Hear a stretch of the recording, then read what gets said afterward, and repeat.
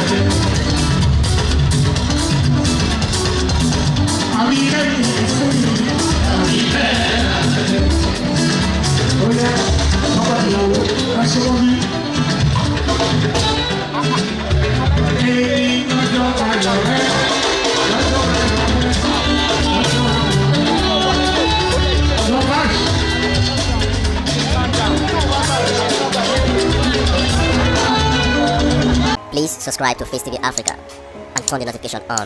Face TV Africa, ẹ jọ̀ọ́ subscribe, hete. Face TV was Swoby.